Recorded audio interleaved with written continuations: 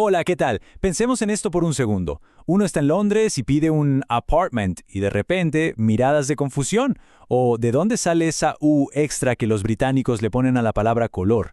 Bueno, no son simples caprichos, son en realidad las huellas de la historia en un idioma que, en teoría, es el mismo. Vamos a ver de qué se trata todo esto. A ver, empecemos con algo súper práctico. Imaginen la situación. Uno está de viaje y busca dónde quedarse. En Nueva York es fácil, se busca un apartment. Pero si uno hace lo mismo en Londres, bueno, puede que se entienda, pero lo que de verdad se está buscando es un flat. Esta es como la primera pista de que estamos lidiando con dos dialectos que tienen sus propias reglas del juego. Y ojo, que no es solo lo que se habla, también es cómo se escribe. Esa pequeña letra U es como una banderita que nos dice al instante, ojo, este texto es británico. Parece un detalle mínimo, ¿no? Pero tiene un significado enorme detrás. Y aunque parezcan cositas sin importancia, la verdad es que estas diferencias pueden crear una barrera, una muy sutil. El chiste de esto no es solo evitar un malentendido, sino entender la lógica y toda la historia que hay detrás de cada versión del inglés. Así que vamos a meternos de lleno a desentrañar este nudo. Ok, nuestra primera parada. La gramática. Y aquí es donde la cosa se pone un poco más profunda, porque ya no se trata de qué palabra se usa, sino de cómo se construyen las ideas, la estructura misma de las frases. Fíjese bien en esto. Para hablar de algo que se posee, un británico muy probablemente dirá I've got a new phone. Ese got es la clave. En cambio, un estadounidense es más directo, más simple. I have a new phone.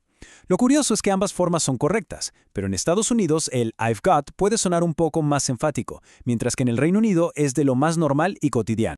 Y si queremos proponer ir al cine, un británico podría preguntar con un toque de elegancia ¿Shall we go to the cinema?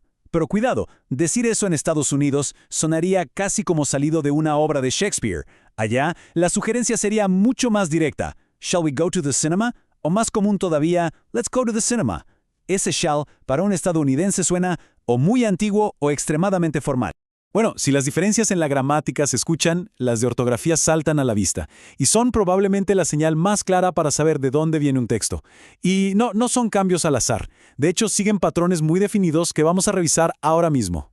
Aquí el patrón se ve clarísimo. Esa U extra en palabras como color es una herencia de la influencia francesa en el inglés británico. En cambio, en Estados Unidos, reformadores como Noah Webster buscaron simplificar la ortografía, hacerla más fonética, y de ahí salió color. Pasa lo mismo con el ice británico frente al ice estadounidense.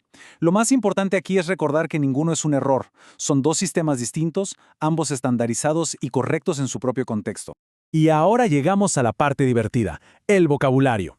Aquí las diferencias pueden ser de verdad sorprendentes. Estamos hablando del mismo objeto, pero con dos nombres que no se parecen en nada. A ver, hagamos una ronda rápida de los casos más famosos. Volviendo a nuestra pregunta del inicio.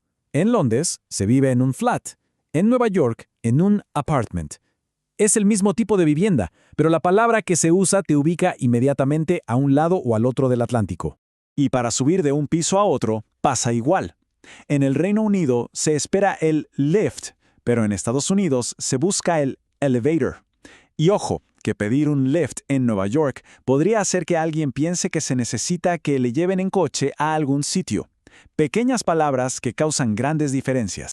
Y aquí viene la pregunta del millón. Después de ver todas estas diferencias, es súper natural preguntarse, bueno, ¿cuál es la versión correcta? ¿Hay una que sea mejor que la otra? La respuesta, la verdad, es bastante reveladora. Y la respuesta es ninguna. Así como lo oyen, no hay una versión correcta.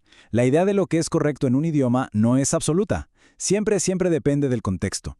La verdadera habilidad no está en memorizar todas las diferencias, sino en entender a quién se le está hablando y en qué lugar.